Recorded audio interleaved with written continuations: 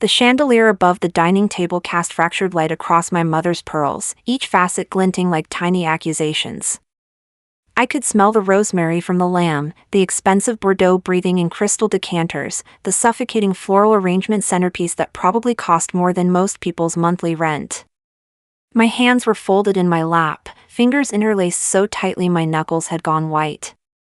Across from me, my sister Vanessa laughed, that practiced, crystalline sound she'd perfected at boarding school. The kind of laugh that said I belong here, and you're still figuring out which fork to use. I'd been using the correct fork my entire life. It never mattered. "Darling, you look pale," my mother said, not looking at me. She was addressing Vanessa, whose complexion was the same sun-kissed bronze it had been since her spa retreat in Santorini. "Are you getting enough vitamin D? I can have Dr. Morrison send over in 4 drip." "Mother, I'm fine." Vanessa waved a manicured hand. "Actually, I'm better than fine. I have news." The table fell silent. My father set down his wine glass with the deliberate precision of a man who controlled boardrooms. Aunt Caroline leaned forward, her Botoxed forehead attempting to furrow. Uncle Richard paused mid-chew. I felt Marcus shift beside me, his knee barely touching mine under the table. The warmth of that single point of contact was the only thing keeping me tethered. "I've decided," Vanessa announced, her smile widening, "that the Venice property would be perfect for me. It's time I had my own space. Los Angeles has become so exhausting. Venice.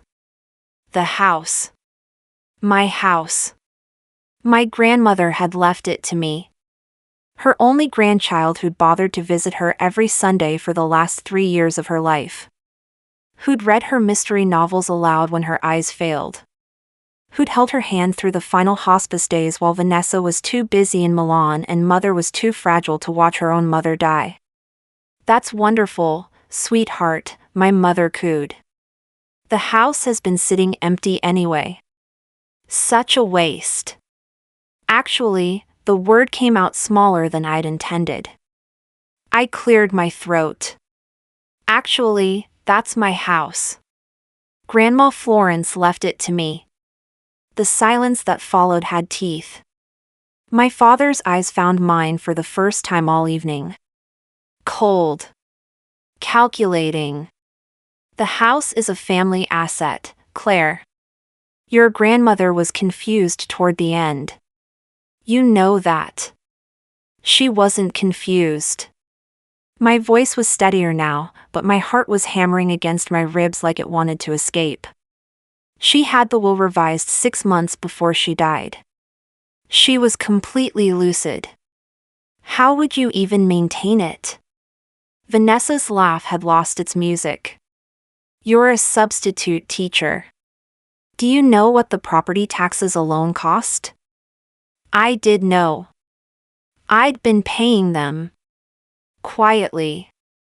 From my own account. Because that's what you did with things you loved. "I manage," I said. "With whose money?" My father leaned back, folding his arms.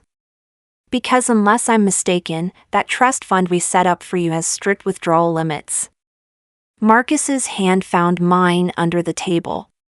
His fingers were calloused from his work. He restored antique motorcycles, spent his days with engine grease under his nails and sun on his back. My mother had physically recoiled when she'd first shaken his hand. "I've been working," I said. "I have my own money." "Working." My mother repeated the word like it was foreign. "Darling, you don't need to work. That's what family money is for. But if you're going to be prideful about it." She trailed off, the implication hanging heavy. "Pride is expensive, and you can't afford it." "The house should go to Vanessa," Aunt Caroline interjected, dabbing her mouth with a linen napkin. "She has the social connections to make proper use of it. Imagine the parties, the networking opportunities." "I don't want to throw parties in it," I said. My voice was shaking now, anger and hurt bleeding together until I couldn't tell which was which. I want to live in it. Grandma Florence wanted me to have it. She said so. She put it in writing. A piece of paper doesn't mean anything, my father said quietly. The quiet was worse than shouting. Not when it comes to family. Not when it comes to what's best for everyone. You mean what's best for Vanessa? The words hung in the air like smoke. Vanessa's perfectly painted lips curved into something that wasn't quite a smile. Don't be dramatic, Claire. You've always been so dramatic. The house just makes more sense for me. I have the lifestyle for it. I have the connections. You just hide there. Like you hide everywhere else. Something cracked inside my chest. Hairline fracture, spider webbing out. I loved her, I whispered. I was there. Every single Sunday. Where were you? I was building a career, Vanessa snapped. Not everyone can afford to play the martyr granddaughter. Some of us have actual responsibilities. Responsibilities like spending father's money in Europe.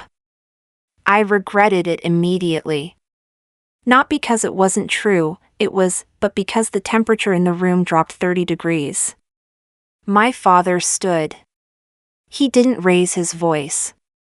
He never needed to. Claire, I think you're overtired. Perhaps you and your friend should leave. We can discuss this when you're thinking more clearly. Marcus was already standing, his hand on my shoulder. Steady. Grounding. I'm thinking perfectly clearly, I said, but I was standing too, my chair scraping back. For the first time in a long time. Then you'll understand, my mother said, still not meeting my eyes, that we're only thinking of your well-being. The stress of managing a property like that, the financial burden, the expectations, it would crush you, darling. You're too sensitive for that kind of pressure. Too sensitive. Too dramatic. Too proud. Too much and never enough. I could feel the tears building, hot and humiliating behind my eyes. I wouldn't give them the satisfaction. Come on, Marcus murmured, his hand sliding down to my elbow. Let's go. We made it to the foyer before I heard Vanessa's voice, bright and cheerful again, already moving on, so I was thinking a complete renovation. Maybe open up that back wall, add an infinity pool. The front door closed behind us with a sound like finality. I didn't cry in the car. I sat rigid in the passenger seat of Marcus's old pickup truck, the one my mother had called unfortunate, and watched the manicured lawns of my parents' neighborhood blur past. Houses like museums. Families like corporations. You okay? Marcus asked quietly. I don't know. He didn't push. That was one of the things I loved about him. He understood the weight of silence, the space needed to process pain. We'd met 6 months ago at a coffee shop where I was grading papers and he was sketching motorcycle designs on napkins. He'd asked if I had a pen. I'd given him my red grading marker. He'd handed it back an hour later with a small drawing on my paper coffee cup, a phoenix rising from flames. In case you need a reminder, he'd said, that some things burn just so they can become something better. I'd kept that cup. It was still on my desk at home. Home. My apartment was a small one-bedroom in a neighborhood my family would never visit. But it was mine. My books on the shelves. My plants in the windows. My life, small and ordinary and mine. They're going to take it, I said finally. The house. They'll find a way. They always do. Marcus was quiet for a long moment. Then, do you have the will? A copy. The original is with the estate lawyer. Have you talked to them recently? Not since the initial reading. I pressed my forehead against the cool window glass. They kept calling, but I didn't know how to explain to some fancy lawyer that my family was pressuring me. It sounded paranoid. Ungrateful. It sounds accurate. I almost smiled. Almost. We pulled up to his place, a converted warehouse loft in an industrial neighborhood that smelled like rain and motor oil. Inside, it was surprisingly warm. Exposed brick walls covered with framed vintage motorcycle posters. A leather couch that had seen better days but felt like a hug. Plants, actual living plants, not designer arrangements, on every available surface. He'd made it a sanctuary. I collapsed onto the couch and finally, let myself fall apart. The crying came in waves. Ugly, gasping sobs that shook my whole body. Marcus sat beside me, not trying to fix anything, just existing in the pain with me. His hand traced slow circles on my back. I keep thinking, I choked out between sobs, that if I could just be what they wanted, if I was more like Vanessa. Stop. His voice was firm but gentle. You don't want to be like Vanessa. You want to be seen as Vanessa is. That's different. And it's not about you, it's about them. Their values. Their priorities. Their complete inability to see worth in anything that doesn't serve their agenda. I looked up at him. His face was serious, jaw tight with an anger he was carefully controlling. For me. How do you always know what to say? Something flickered across his expression. Hesitation. Conflict. I grew up around people like your family, he said slowly. I know how they think. How they operate. From motorcycle restoration? From before. He stood, walking to the kitchen area, putting space between us. You want tea? I have that chamomile kind you like. He was changing the subject. He did that sometimes, when conversations got too close to something he wasn't ready to share. I'd learned not to push. Everyone had their secrets, their closed doors. But I wondered, sometimes, what was behind his. The Instagram post went up at midnight. I only knew because my phone started buzzing. Text after text. Notifications piling up like an avalanche. Vanessa had posted a photo of herself at the Venice house, my grandmother's house, my house, with the caption, finally claiming my California dream home. So grateful for family legacy. Renovation plans coming soon. House with garden sparkles #blessed #Venice Beach #family first. The comments were already flooding in.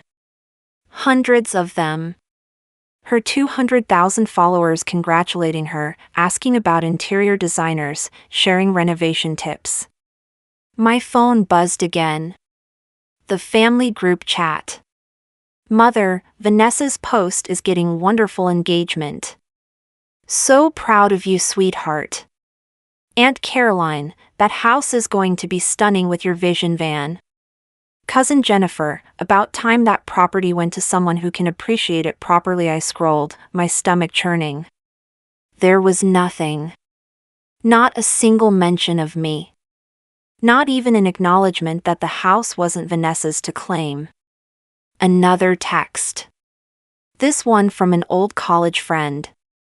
Rebecca, hey, saw your sister's post.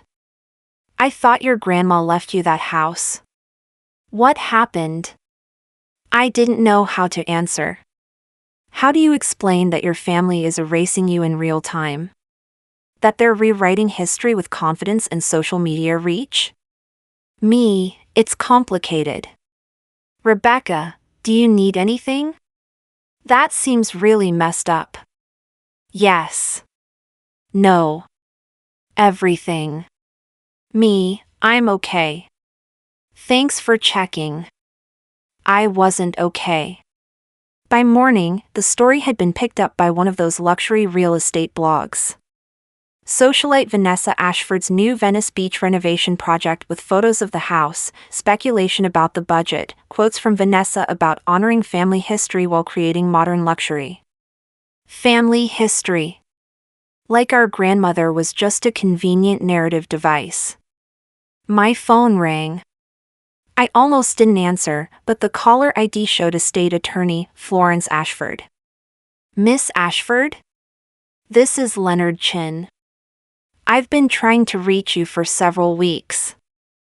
I'm sorry, it's been complicated. I understand. I'm calling because we've received a legal challenge to your grandmother's will. Your parents have filed a petition claiming undue influence and diminished capacity. I need you to come to my office. Today, if possible. The room tilted. A legal challenge? They're arguing that you manipulated your grandmother during her final months. That she wasn't of sound mind. That the original will, leaving the estate divided equally among her descendants, should stand. She was completely lucid, I said. My voice sounded distant. She knew exactly what she wanted. I believe you. But we'll need to prove it. And Miss Ashford? This is going to get ugly. Family inheritance disputes always do. Are you prepared for that? I looked around Marcus's loft. The morning sun was streaming through the industrial windows, turning the dust motes into tiny galaxies. He was in the kitchen, making coffee, giving me space but staying close.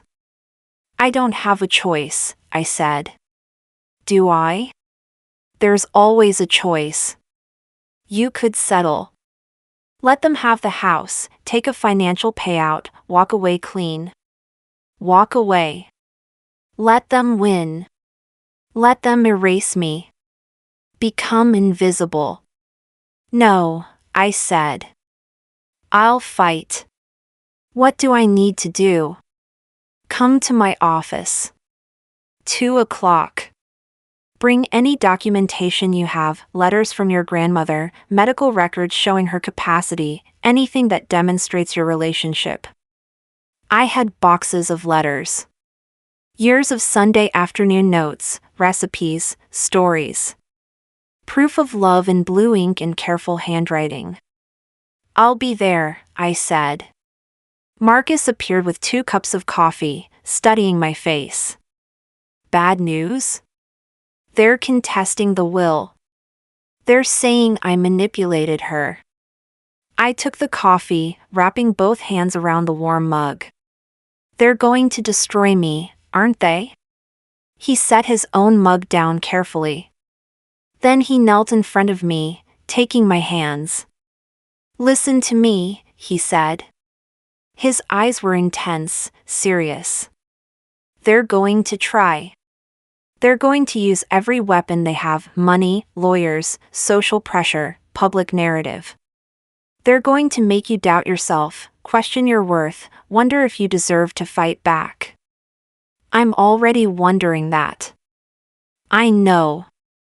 But here's what I need you to understand. He took a breath, and I saw him make some kind of decision. I haven't been completely honest with you about who I am. My heart stuttered. What? My full name is Marcus Westbrook. Does that mean anything to you? I shook my head. Westbrook Industries. Commercial real estate development. My grandfather built it, my father expanded it. They're worth about $3 billion, give or take. The words didn't make sense. They were in English, but they arranged themselves into impossible patterns. You're, what? Rich, he said simply. Or I was born into it, anyway. I walked away from the company 5 years ago. Told my father I'd rather starve than become another corporate shark crushing people for profit. He laughed, but it was bitter. He said I'd come crawling back. I said I'd rather rebuild motorcycles for the rest of my life. I pulled my hands away, standing up, needing distance. Why didn't you tell me? Because I wanted you to see me. Not the name, not the money, not the expectations. Just me. He stood too, but didn't come closer. Every relationship I've ever had was contaminated by wealth. People wanting something, expecting something, performing for the Westbrook name. You were different. You didn't care about any of that. You loved me for the grease under my fingernails and the way I burn toast and the stupid jokes I make. You let me be normal. Normal. I laughed, and it came out slightly hysterical. Your family is worth $3 billion and you restore motorcycles in a warehouse? Yes. Why are you telling me this now? His expression softened. Because you need help. Real help. And I have resources. Connections. People who specialize in exactly the kind of legal warfare your family is about to wage. He moved closer, cautious. Let me help you. Please. I don't want your money, I know. That's why I love you. The words dropped into the space between us like stones into water, creating ripples. You don't need my money. You need leverage. Strategy. Someone who understands how people like your family think because I grew up in that world too. I know their playbook, Claire. Every page. I wanted to be angry. To feel betrayed. But mostly I felt relieved. Like I'd been drowning and someone had finally thrown me a rope. What kind of help? I asked quietly. He smiled. It was a different smile than I'd seen before. Sharper. More dangerous. The kind that makes them wish they'd never started this war. Leonard Chen's office was all dark wood and law degrees. He reviewed my grandmother's letters with careful attention, making notes on a legal pad. This is good, he said. Very good. Clear cognitive function, emotional authenticity, consistent narrative over time. He looked up. Your grandmother was quite eloquent. She was a writer, I said. Before she married my grandfather. She gave it up for the family. That explains the prose quality. He set down the letters. Now, about legal strategy, actually, Marcus interrupted, I'd like to bring in some additional counsel. If that's acceptable. Leonard raised an eyebrow. I've been handling estate law for 30 years, Mr. Westbrook. I'm quite capable, Marcus Westbrook, Marcus clarified. Westbrook Industries. The recognition was instant. Leonard sat up straighter. Ah. Yes. Of course. What did you have in mind? Claire's family isn't just contesting a will. They're building a narrative. Social media, reputation management, public pressure. We need someone who can handle the legal side and the PR war simultaneously. You're talking about Morrison and Associates. I'm talking about Jennifer Morrison specifically. She handled the Caldwell family trust dispute last year. Destroyed a fraudulent inheritance claim in 6 weeks and had the perpetrators facing criminal charges by week 7. Leonard was nodding now, interest clearly piqued. Morrison is expensive. I'm aware. Marcus, I can't let you, I started. You're not letting me do anything. This is a loan. You'll pay me back from the house sale if you want, or in motorcycle restoration labor, or never because I don't actually care about the money. But we're doing this right. He looked at Leonard. Can you coordinate with Morrison's office? I can have a meeting set up by tomorrow. Things moved quickly after that. Too quickly, like I'd been caught in a current I couldn't control. But for once, it didn't feel terrifying. It felt like momentum. Jennifer Morrison's office was glass and steel, overlooking the city from the 34th floor. She was sharp-featured and sharp-eyed, wearing a power suit that probably cost more than my car. "I've reviewed the case materials," she said without preamble. "Your family is playing a standard intimidation game. Contest the will, wage a social media campaign, apply financial pressure, wait for you to fold. It works about 70% of the time. And the other 30%? I asked. We destroy them." She smiled. It wasn't pleasant. "Here's what I need: full transparency. Every financial document, every family interaction, every piece of communication. I need to understand the family dynamics, the money flow, the pressure points." Over the next 3 hours, I told her everything. The subtle manipulations. The financial control. The way they'd used money as love and withdrawal as punishment. The years of making me feel like I was wrong for wanting anything that didn't serve the family agenda. She took notes. Asked pointed questions. Built a timeline. "Your family has made several critical mistakes," she said finally. "First, they assumed you'd be too afraid to fight back. Second, they've left a clear paper trail of financial manipulation. Third, and this is important, they've been sloppy with their own money." "What do you mean?" She pulled up a screen, showing a financial document. "Your father's company. Ashford Properties. In the last 3 years, there have been several questionable transactions. Money moved through shell companies, creative accounting, potential tax fraud. I can't prove anything yet. But I know where to look." Marcus leaned forward. "You're saying Claire's family might be committing fraud?"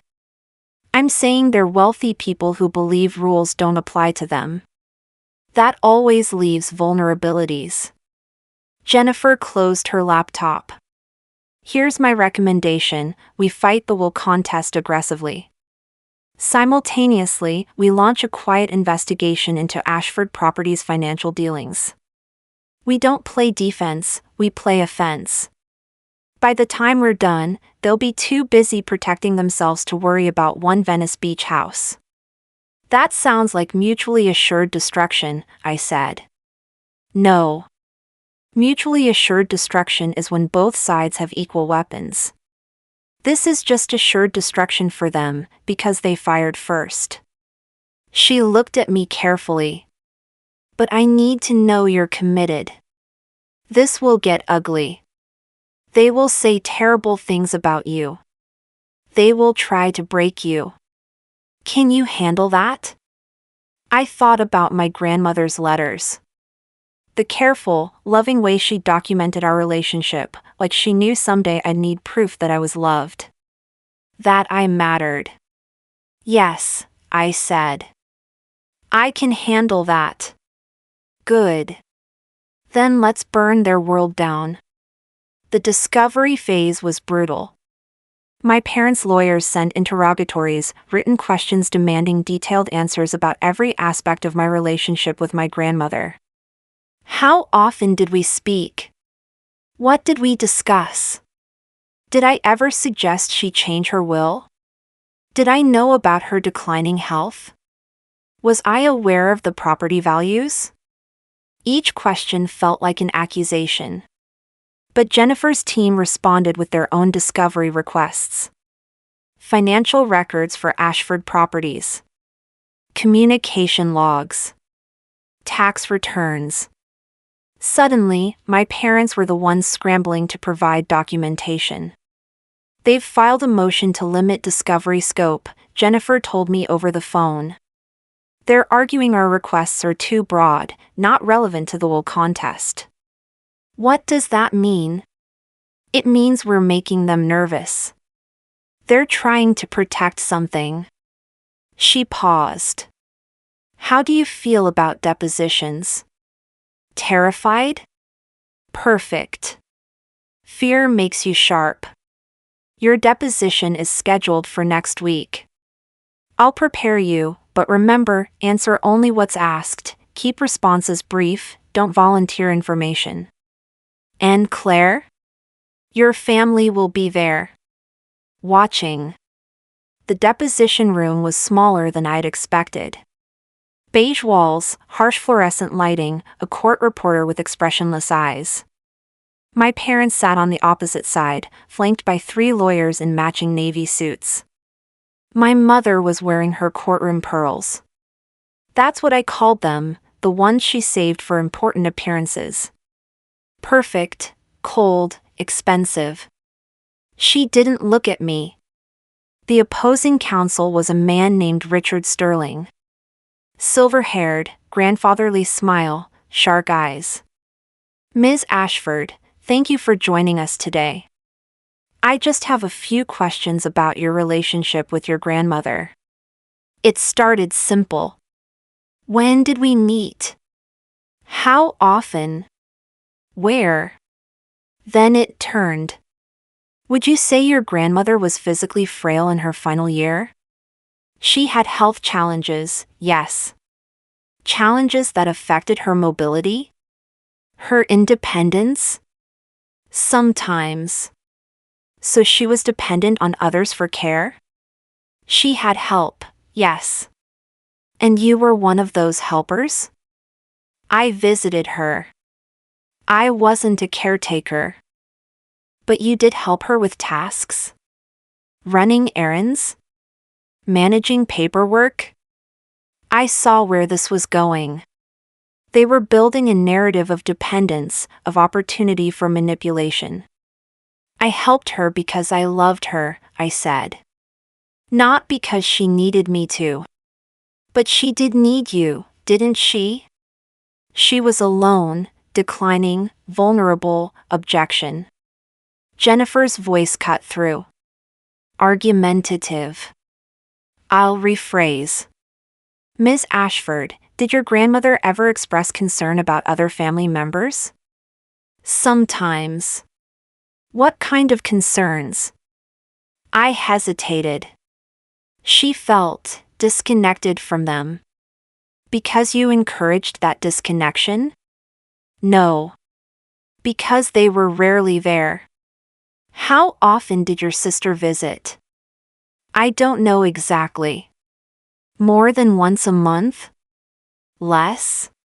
Less. Much less? Yes.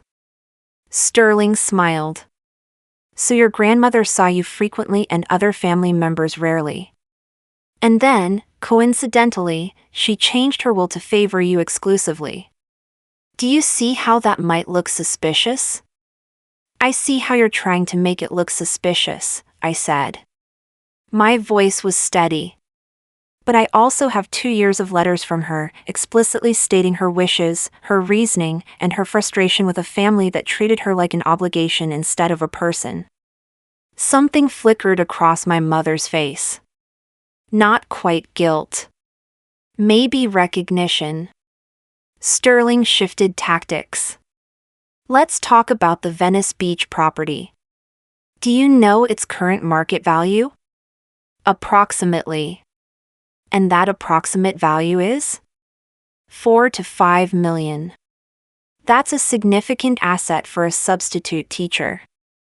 I'm not a substitute teacher anymore, I said. I accepted a full-time position 2 months ago. Making? Objection, Jennifer said. Relevance? Goes to motive. If Ms. Ashford was financially struggling, my financial situation has nothing to do with my grandmother's testamentary capacity, I said. I was tired of being polite. She left me the house because she wanted me to have it. Because she knew I'd preserve it, honor it, actually live in it instead of turning it into a social media backdrop. That's not undue influence. That's love. The room went silent. Sterling recovered quickly. Love. Yes. Let's talk about love. Did you love your grandmother? Very much. More than your sister loved her? I don't know what my sister felt. But you believe you deserved that house more than she did? I believe my grandmother had the right to leave her property to whoever she chose. Even if it destroyed family relationships? The family relationships were already destroyed, I said quietly. I just stopped pretending otherwise. My mother stood up. Walked out. The door closed with a soft click. My father didn't follow her. He just sat there, expressionless, like he was in a board meeting reviewing quarterly reports. The deposition ended 30 minutes later. I'd survived. Barely. Outside, Marcus was waiting in his truck. I collapsed into the passenger seat. How bad? He asked. They tried to make me sound like a manipulative gold digger who isolated a vulnerable old woman for financial gain. Did it work? I don't know. I pressed my palms against my eyes. My mother left.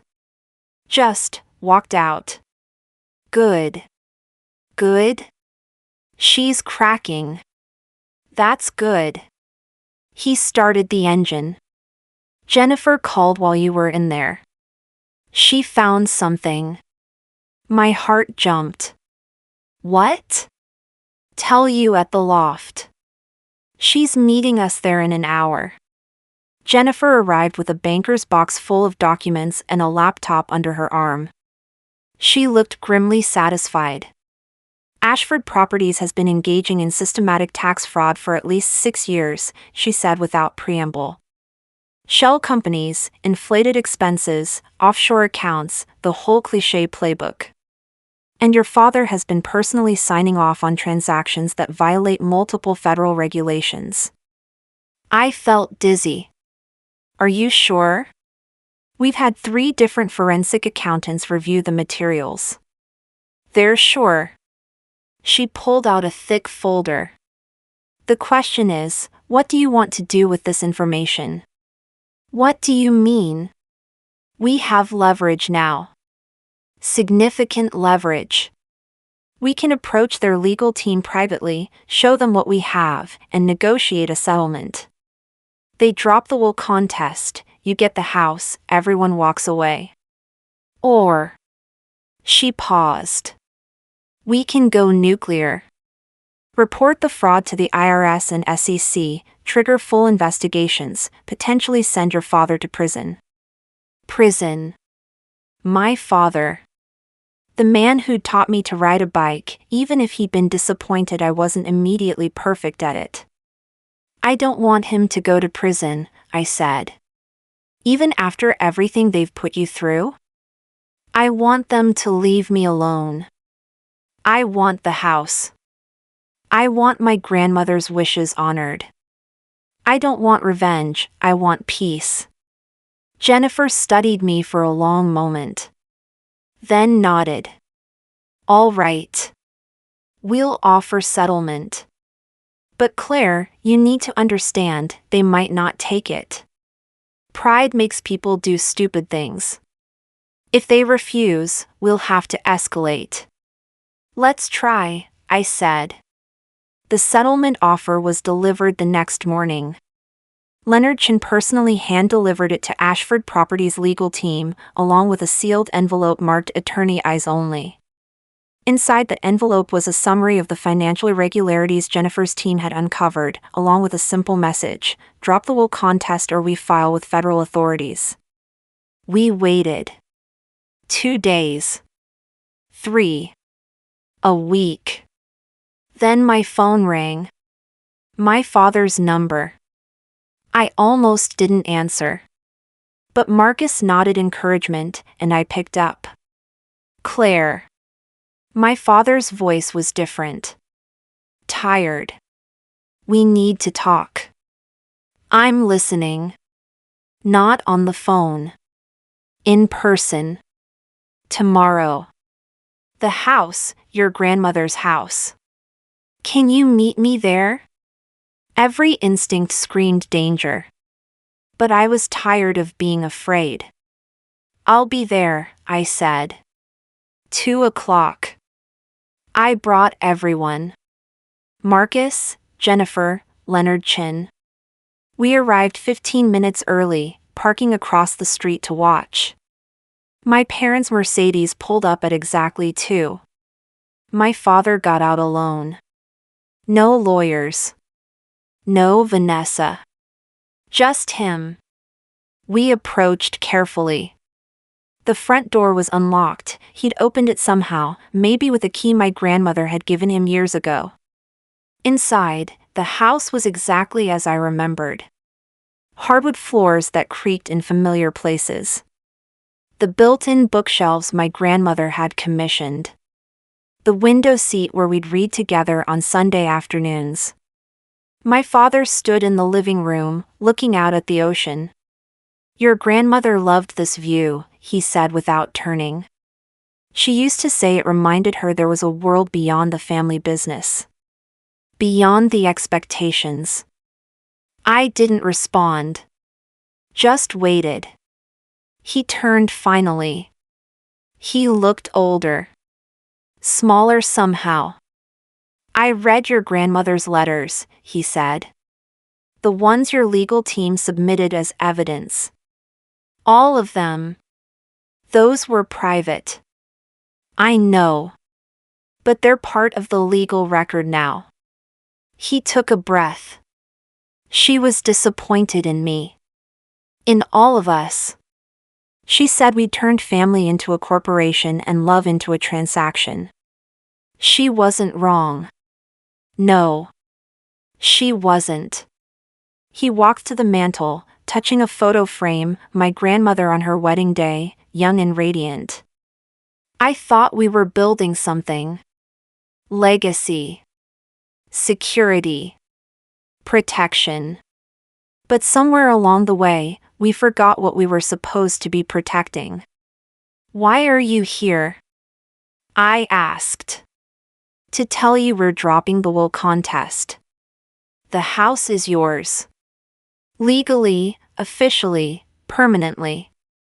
No more challenges. Relief crashed over me like a wave. But I held steady.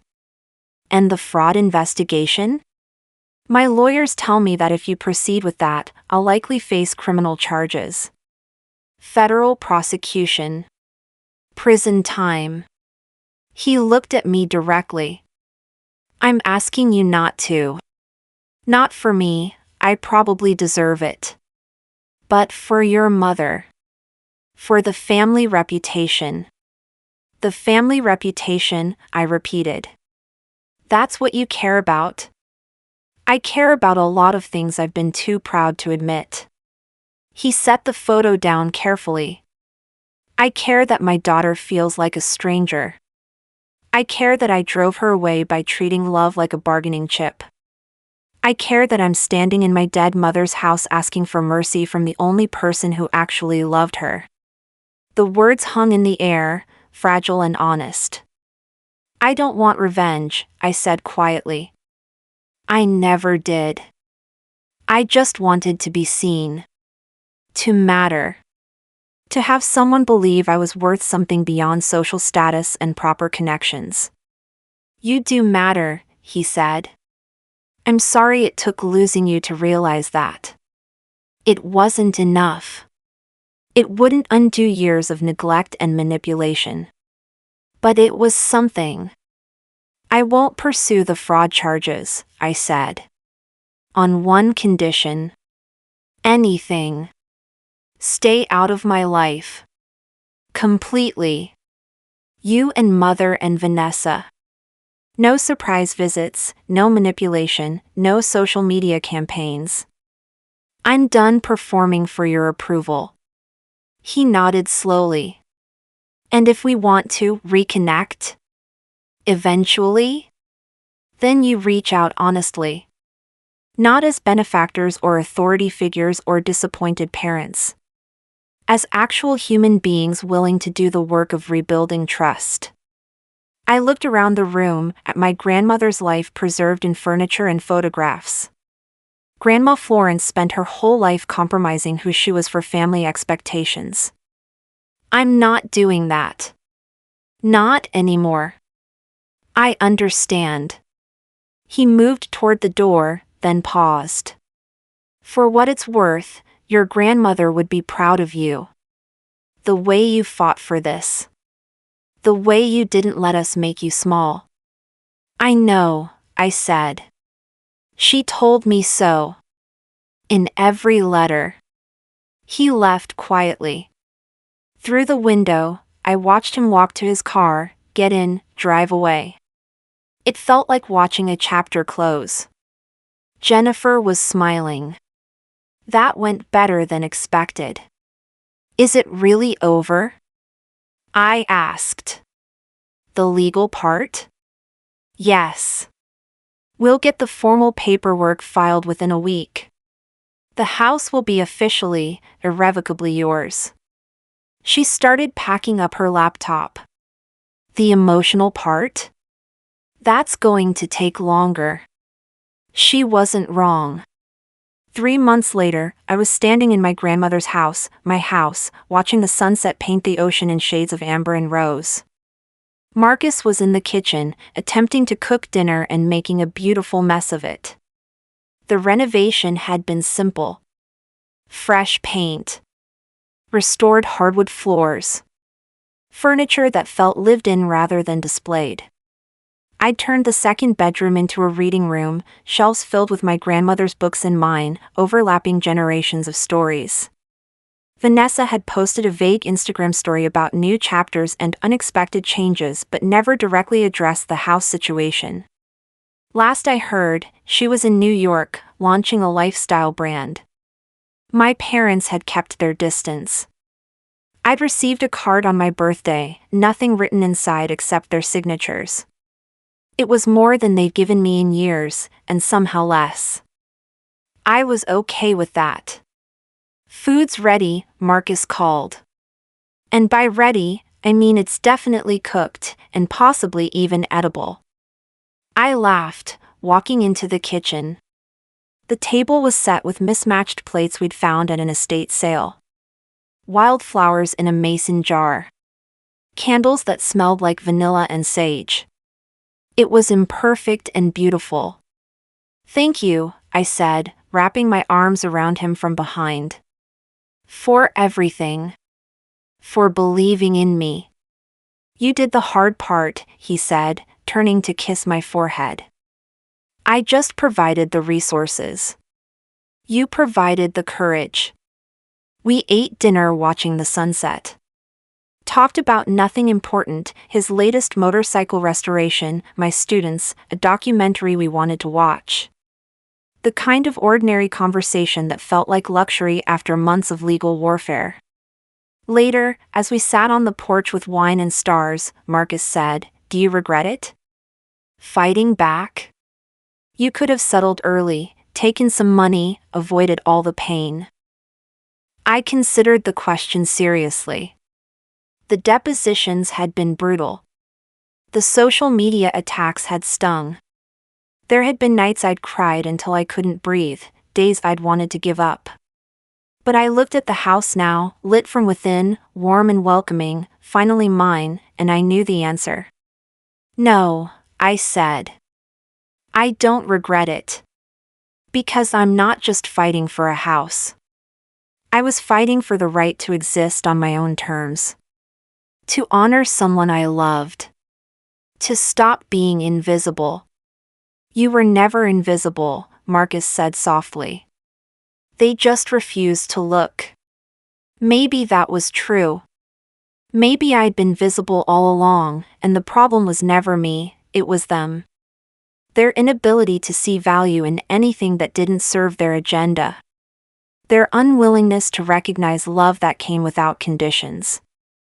I'd spent so many years trying to earn their approval, believing I was fundamentally flawed, not enough, too much, always somehow wrong. But sitting here now, in my grandmother's house, in my own life, I finally understood I was never the problem. And their inability to love me wasn't a reflection of my worth, it was a limitation of their capacity. I'm going to be okay, I said. It wasn't a question. It was a realization. Whatever happens next, whatever they do or don't do, I'm going to be okay. Marcus raised his wine glass. To being okay. And to the houses we make from the ruins they leave behind. I clinked my glass against his, and we drank to futures built on our own foundations, not theirs. The ocean whispered against the shore, constant and eternal. Inside, my grandmother's books waited on their shelves, stories about women who survived, who persevered, who built beautiful lives from broken pieces. I was writing my own story now. Not the one they'd tried to script for me, the one I chose for myself. And for the first time in my life, that felt like enough.